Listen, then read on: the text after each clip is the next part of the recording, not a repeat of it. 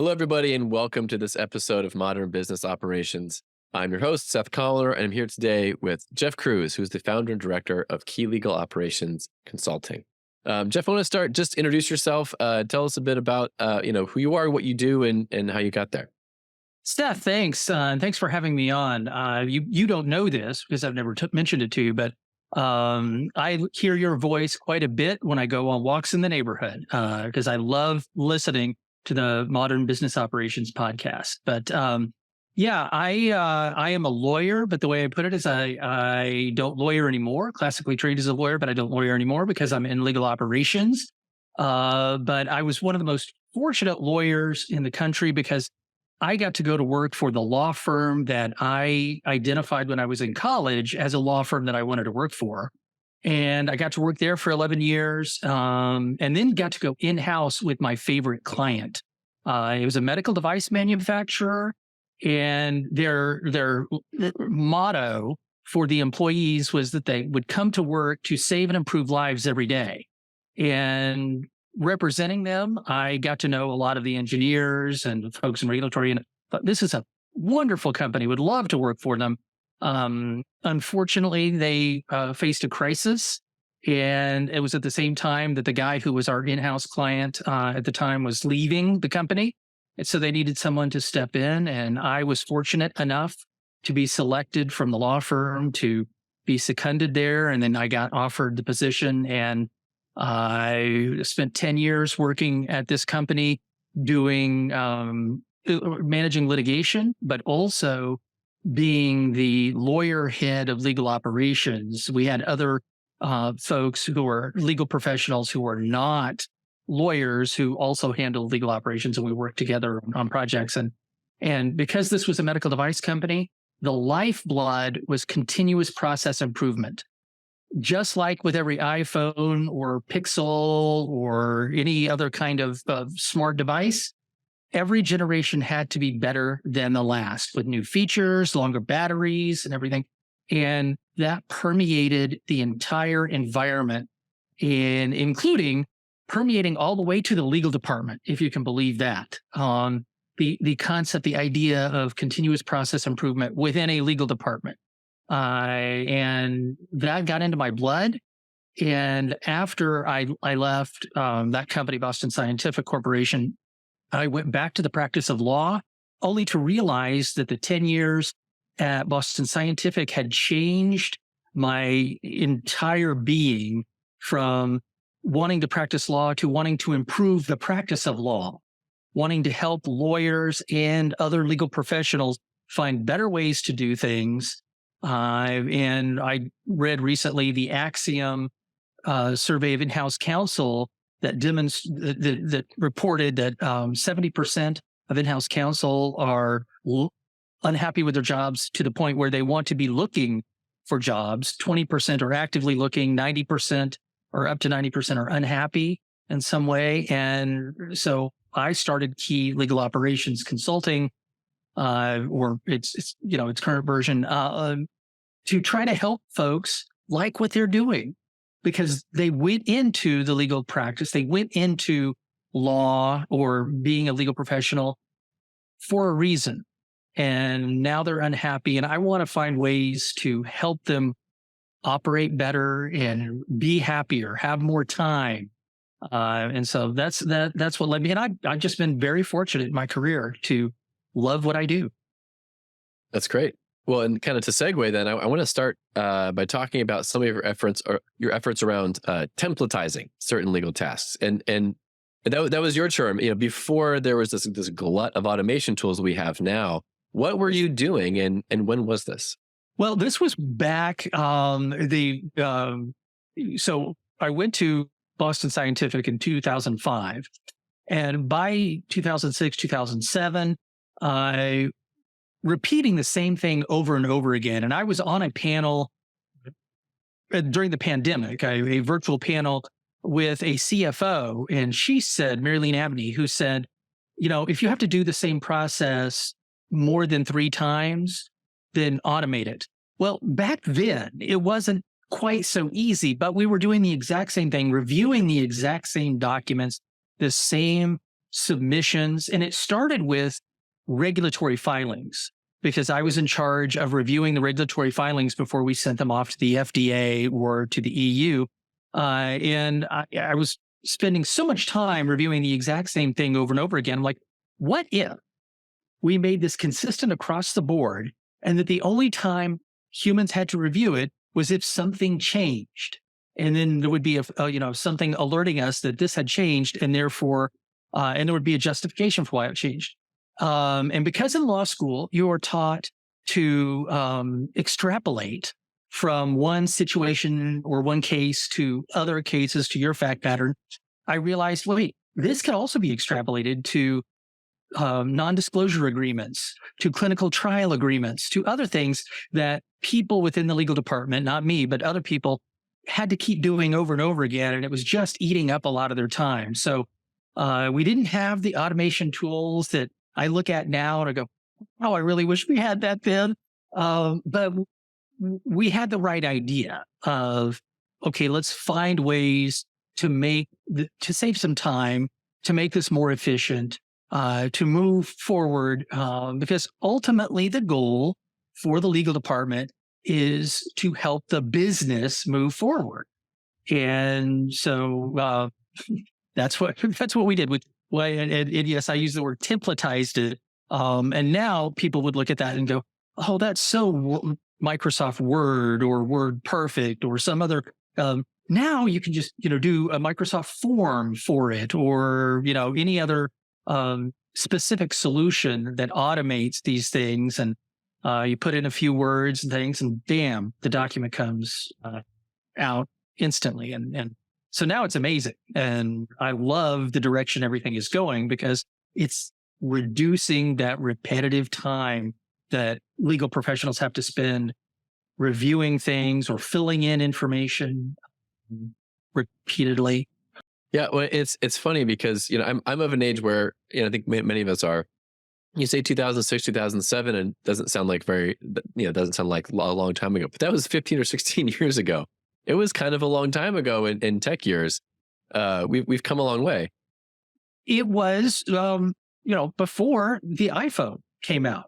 Was when we started down that journey, and I can't even imagine a time before the iPhone anymore. Really. I completely agree. I don't remember how I used to get around in the world when I didn't have a map on my phone and the ability to call anyone anytime, anywhere. It's amazing how that changes so quickly. But it was 15 years ago, 16 years ago. It was, and I recently had another legal operations professional talk to a legal operations team or a legal team about, do the best with what you've got. And that's what we were doing the best with what we had at the time. Now, I would imagine that they have automated tools that, you don't have to worry about anything. And if you, for instance, if it's the same company, same vendor, then all of it spits out automatically anyway, because those tools are available now. And it saves the attorneys the time from doing, and the other legal professionals in the legal department, the time from doing those repetitive tasks so that they can spend more time on mission critical tasks or mission important tasks. Yeah, well, and so we've arrived at this new place with the technology, but what has to come along with that is a mindset shift, right? So I think a lot of your perspective as a consultant has to do with helping these legal professionals reframe their understanding of themselves and their roles within the businesses.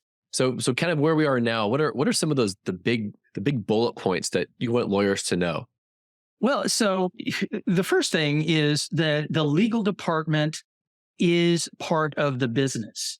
And Connie Britton, who used to be with Clock and now is running things, has started a new program called Running Legal Like a Business. And what I want lawyers to think about is running legal as part of the business. They are part of the business, then they are there to help fulfill the mission. Now, a lot of times lawyers think of themselves as, I'm here to mitigate risk and minimize exposure and maximize compliance. And they forget the rest of that. The rest of that phrase is that they need to maximize mission accomplished.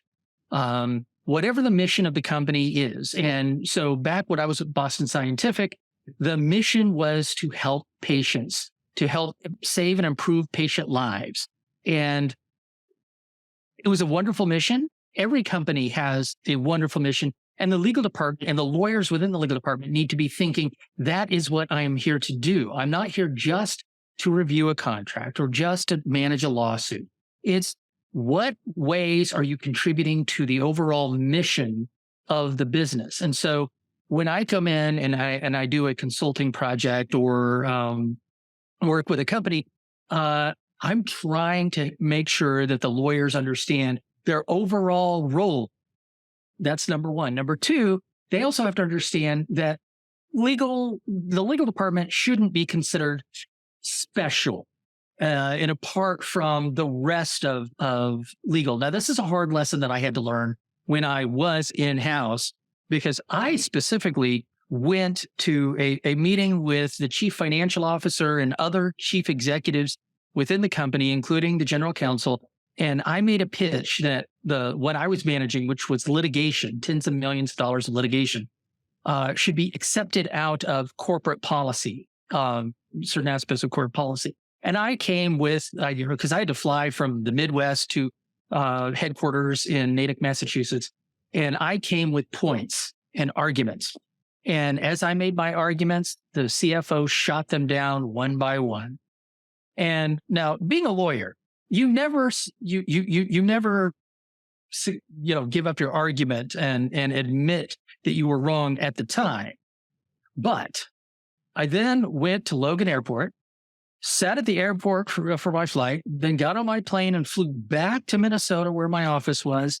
And somewhere in that time frame, sitting at the airport or flying back, I realized, you know what? He's absolutely right. Litigation isn't any more special. We should follow these rules.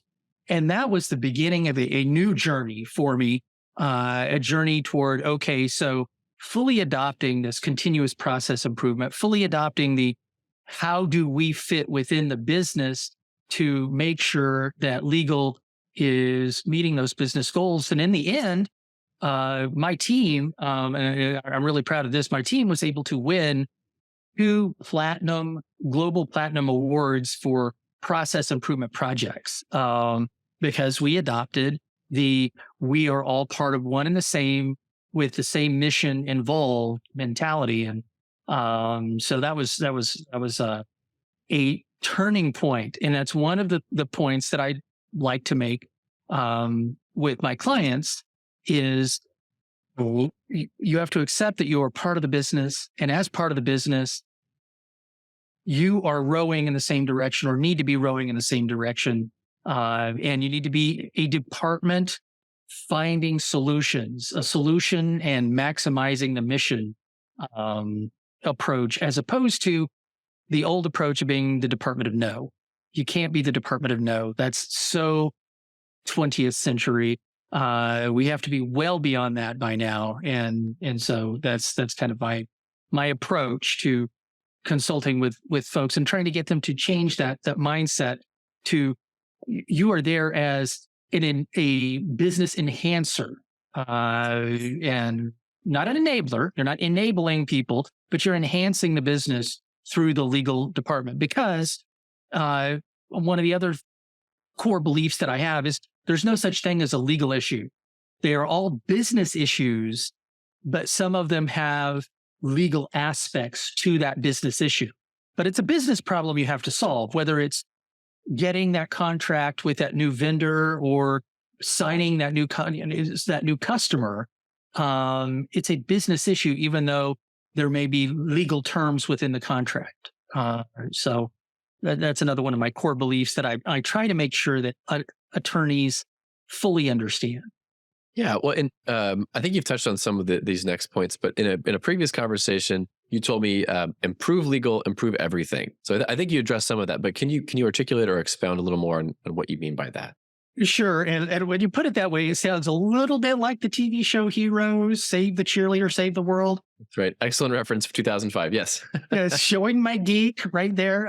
But it's true because the legal department touches on every other function, every business unit, every subsidiary, every aspect. The comes to the legal department at some point, and the legal department contributes something to them. So if you are able to make the legal department's agreement review process faster, you are improving the cycle time for agreements, which for most companies means that you're going to be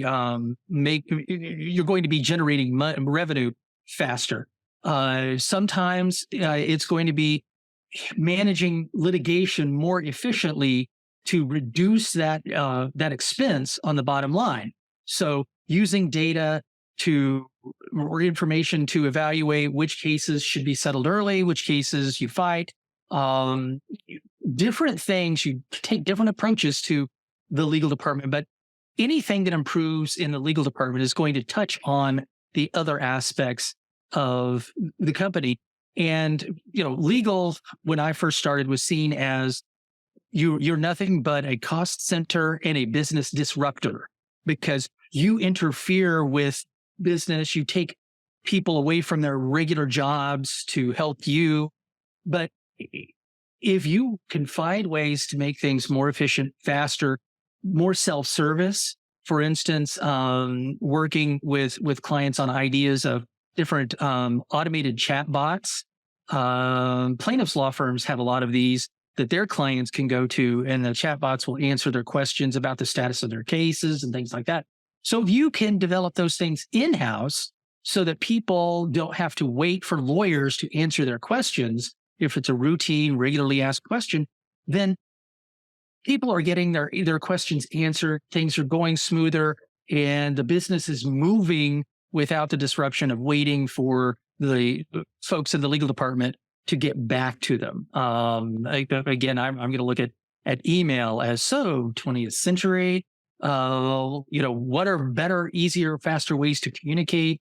And with the advancing technologies, we have all sorts of opportunities over the next 3 to 5 years to really change the perception of legal from this black hole of information or this bottleneck to wide open and more self-service and opportunities to really help move and enhance the business moving forward. So this is all mindset, right? A lot of this is mindset, and that's obviously super important. So the change management of that is another entire issue. How do you approach that with these people, with the attorneys? And if I recall, you have an anecdote about that from your Boston Scientific days. Well, so I do have one from my Boston Scientific days, and it was a solid lesson learned. One of the things that I initially thought of when I was at Boston Scientific was we needed billing guidelines for our outside counsel and our outside vendors. So guidelines for them to follow. And the general counsel said, okay, fine, then write them. And I did. And then I realized, well, okay, the billing guidelines are great, but getting them and enforcing them is difficult when you have to do everything on paper by hand. So what if we got an electronic billing solution and implemented that? And he said, okay, fine, find a way to make that happen. So one of the ways to make that happen is you have to get an investment. And I went to the CFO, the meeting of the finance folks to beg for money. And I presented to them all of the reasons that it made sense for the legal department to get an electronic billing solution to manage outside counsel and outside legal vendors. And the initial response was, no, you haven't done it. So what I learned was you have to speak the language of the individuals involved and the groups involved. But it's more than just speaking the language. It's more than just saying the words. And incidentally, I had a manager and a director in finance who pulled me aside and taught me how to speak finance and the right approach to take, so that the next time that this committee was meeting, I was able to present to them and basically the response was, why didn't you just say that the first time? Because I was speaking lawyer at the time, but it's not just speaking their language. It's also knowing what resonates with them, what is important to them, what factors are. And so with change management and especially change management within a legal department, where a lot of the people who go into legal are change resistant. I mean, after all, law school teaches you precedent and following precedent.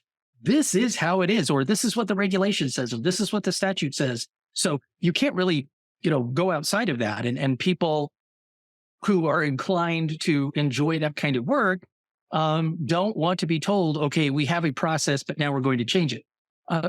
So you have to go and understand and communicate with those individuals and those groups to figure out what is motivating them to be resistant to the change, and really talk to them at a personal level and without getting too much into, pop psychology, because I'm not a therapist, even though sometimes it does seem like that's what I'm doing. You know their love language from the book about the 5 love languages. Know what will matter to them, and then talk to them. Plus, we've been using the phrase change management. I hate that word. I hate that phrase. I hate change because the phrase change management, because almost everybody dislikes change. But what people do like is improvement. If you come to them with an idea and the first time you're presenting it is, we are going to improve your life, we are going to make your work process faster, or we're going to take something off of your desk, generally that's going to work well.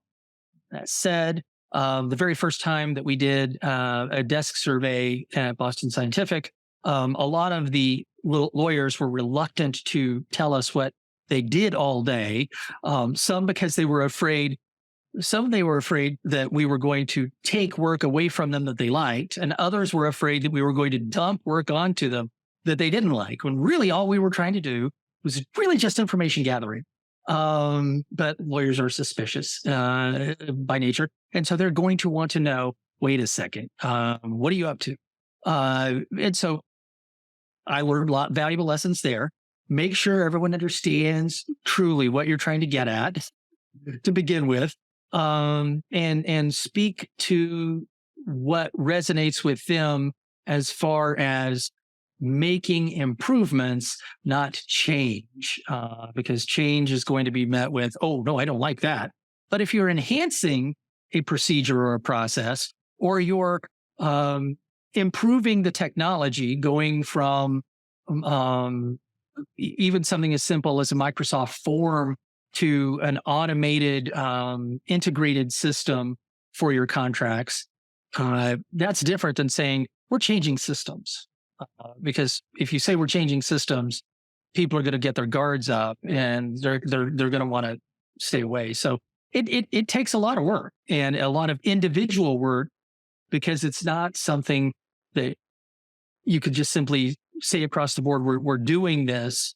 And then the final point on that, I would say, is I have found that ASAP leadership is crucial to improvement management success. And ASAP is something that I came up with.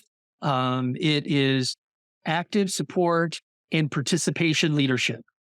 And I was fortunate, again, to have a general counsel and immediate bosses who were very participative in the change or the improvements when we were making them. But I have found in other organizations, when all you get is lip service from the general counsel or the chief legal officer, or whoever the boss is who's overseeing it, who just says, yes, that's great, make it happen, it doesn't work as well, because you don't get that buy-in. But if you have that person participating in the change or the improvement as well, then it trickles down. Other people see the investment that the boss is making. And so active support and participation from leadership is also vital to improvement management. So in closing things out a little bit, what is the best advice you have received in your career? The best advice I have ever received was listen more and talk less. And this came right before my first depositions, which were going to be down, two psychiatrists down in Louisiana. And the individual who was giving me this advice, actually, the first bit of advice he gave was, don't mess it up, but he didn't use mess. And then he said, but seriously, with a smile on his face, listen more and talk less. And as I mentioned, lawyers are taught to extrapolate. And I extrapolated that from the deposition process to meetings, conversations, just anything. Listen more and really listen. I don't like the phrase active listening, because active listening to me sounds like you are listening to respond. And I like engaged listening. Listen to engage, but to really be there in person, to be fully present in what the person has to say. And I have found that's very valuable. And frankly, being on a podcast is a little uncomfortable for me, because I would rather be asking you questions and listening to you than listening to me. But that I would say has served me quite well, is listen more and talk less. That's great. And is there anything you want to promote or share about yourself or your company? And if people want to contact you, what's the best way for them to do that? The best way for folks to contact me is probably my email, which is jeff@keylegalops.com. That's keygalops.com. I love to consult with legal departments. I've helped law firms, and where I get my pleasure, where my joy and love in law right now is in helping legal professionals find better ways to do their job, faster ways to do their job, more efficient, more profitable, whatever it is that resonates with them, whatever their goal is. I want to help them do that, because there is an epidemic of unhappiness for lawyers, non-lawyers, folks in legal operations who aren't happy because they meet all this change resistance. And I want to help them find ways to enjoy what they started doing and went into. So jeff@keylegalops.com. And I want to thank you for having me on. I really appreciate this, and I love your podcast. So this was a real joy for me. That's great. Thank you for being here. And I hope editors leave that in. We'll plug ourselves. Jeff Kruse, thank you so much for being here and sharing your insights and wisdom. Thank you very much, and have a great day.